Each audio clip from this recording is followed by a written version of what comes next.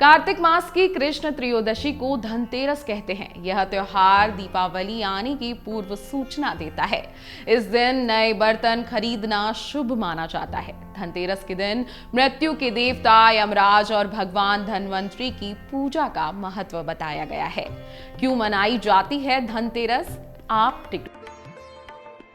क्या आप जानते हैं कि क्यों मनाया जाता है धनतेरस का त्योहार? जी हाँ, आपको बता दें कि भारतीय संस्कृति में स्वास्थ्य का स्थान धन के ऊपर माना जाता है। यह कहावत आज भी प्रचलित है कि पहला सुख निरोगी काया, दूजा सुख घर में माया।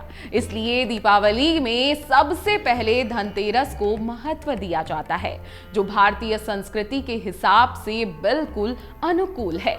शास्त्रों में वर्णित कथाओं के अनुसार समुद्र मंथन के दौरान कार्तिक कृष्ण पक्ष की त्रयोदशी के दिन भगवान धनवंतरी अपने हाथों में अमृत कलश लेकर प्रकट हुए। मान्यता है कि भगवान धनवंतरी विष्णु के अंशावतार हैं। संसार में चिकित्सा विज्ञान के विस्तार और प्रसार के लिए ही भगवान विष्णु ने धनवंतरी का अवतार लिया था। भगवान धनवंतरी के प्रकट होने के उपलक्ष्य में ही धनतेरस का त्योहार मनाया जाता है। धनतेरस के दिन क्या करें, ये भी आप जान लीजिए। धनतेरस के दिन क्या करना चाहिए, आपको ये मालूम होना बेहद जरूरी है। धनतेरस के दिन अपने सामर्थ्य के अनुसार किसी भी रूप में चांदी एवं अन्य धातु खरीदना बेहद शुभ माना जाता है। धन संपत्ति की प्राप्ति हेतु कुबेर देवता के लिए घर के पूजा स्थल पर दीप दान करें एवं मृत्यु देवता यमराज के लिए मुख्य द्वार पर दीप दान करें, यानी अपने घर के बाहर दीपक जलाएं। अब धनतेरस की पौराणिक कथा क्या है, चलिए ये भी आपको विस्तार से सुना देते हैं। धनतेरस से जुड़ी कथा है कि कार्तिक कृष्ण त्रयोदशी के दिन देवताओं के कार्य में बाधा डालने के कारण भगवान विष्णु ने असुरों के गुरु शुक्राचार्य की एक आंख फोड़ दी थी।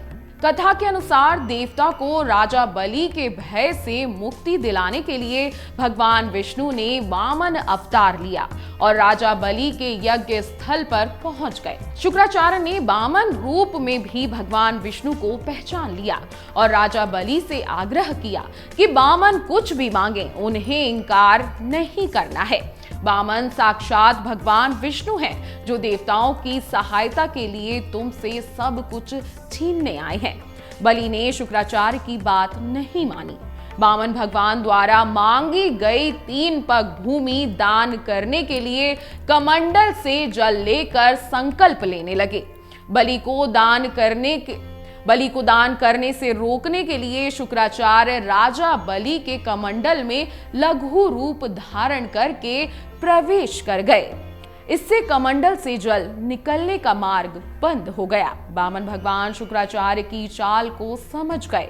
भगवान वामन ने अपने हाथ से रखे हुए कुशा को कमंडल में ऐसे रखा कि शुक्राचार्य की एक आंख फूट गई। शुक्राचार्य छटपटाकर कमंडल से निकल आए।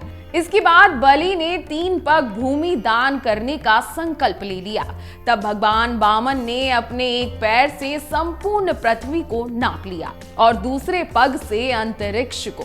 तीसरा पग रखने के लिए कोई भी स्थान नहीं होने पर बलि ने अपना सिर वामन भगवान के चरणों में रख दिया। बलि दान में अपना सब कुछ गवा बैठा।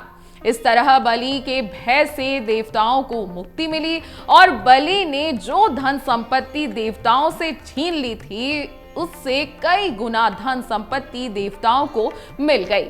इस उपलक्ष्य में भी कहा जाता है कि धनतेरस का त्योहार मनाया जाता है। ये एक पौराणिक कथा है जिसे अगर आपको हमारा ये वीडियो पसंद आया हो तो हमारे चैनल जीवांजलि को सब्सक्राइब करें।